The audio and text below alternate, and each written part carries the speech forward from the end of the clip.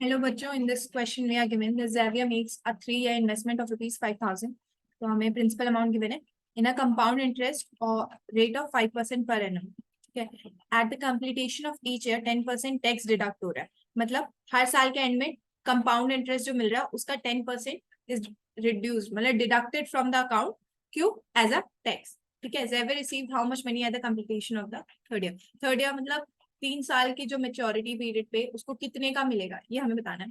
तो first year के लिए अगर हम देखें तो फर्स्ट ईयर के लिए हम कंपाउंड इंटरेस्ट निकालेंगे।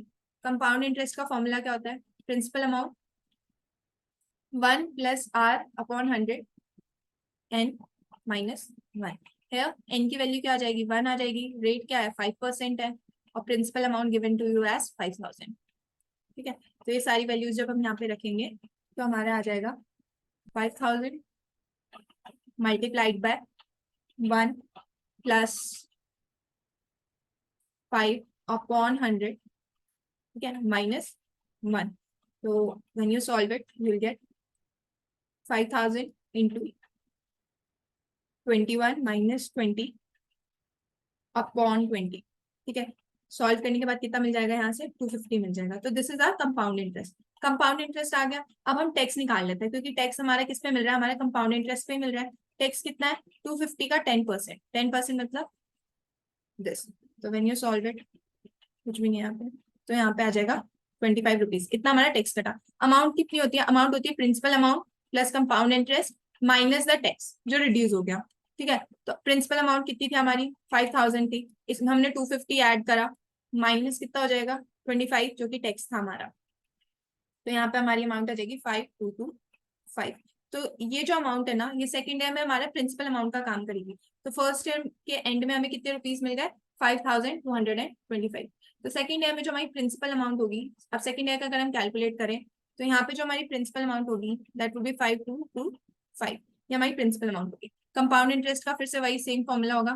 ठीक है। तो principal amount 5,225 multiplied by 1 plus rate कितना है? 5% upon 100 -1। This would be the same formula. 5,225 multiplied by 21 - 20 upon 20। When you solve it हमें क्या मिलेगा? You will get 261.25।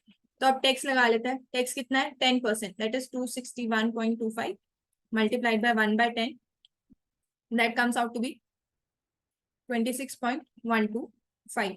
ठीक है। अब टैक्स आ गया। अमाउंट कैसे निकालते हैं? अमाउंट सेम पिछली बार की तरह, principal amount plus compound interest plus the tax, sorry minus the tax. ठीक है। तो प्रिंसिपल अमाउंट हमारी कितनी है? 5,225 प्लस कर देना 261.25 एंड माइनस कर देना 26.125। ये सब कैलकुलेशन करने के बाद हमें क्या मिलेगा? Amount comes out to be 5,460.125। Okay, ये हमारा फाइनल अमाउंट आएगा। अब हम थर्ड ईयर के लिए ट्राई करते हैं। तो थर्ड ईयर में हमारी प्रिंसिपल अमाउंट क्या हो जाएगी? प्रिंसिपल अमाउंट हो जाएगी 5,460। जो हमारे सेकेंड ईयर में हमें अमाउंट मिली वो थर्ड ईयर में प्रिंसिपल अमाउंट का काम करेगी। फिर से इस पे जो कंपाउंड इंटरेस्ट लगेगा वो कितना होगा? 5,460.125 मल्टीप्लाइड बाय 1। रेट कितना है? 5/100 -1। ठीक है। So this will give you 5,460.125 multiplied by 21 - 20 upon 20। ठीक है। तो when you solve it further हमें कितना मिल जाएगा? It will be 273.006। We can write it approximate to 273। ठीक है। तो हमारे यहाँ से टैक्स कितना आ जाएगा? 273 into 1/10, that will give you 27.3। ठीक है। तो अमाउंट कितनी आ गई? Again the same formula, that is principal amount plus compound interest minus the tax. ठीक है। तो यहाँ पे हमारी आ जाएगी प्रिंसिपल अमाउंट हमारी थी 5,460.125 plus compound interest was 273 minus कर देना 27.3। This comes out to be 5,705.83। Approximate ले लें तो इट्स 5,706। सो इतना rupees at the end of third year उसे मिलेगा। ठीक है। सो जो हमारा फाइनल आंसर है that comes out to be 5,706। ठीक है। Thank you.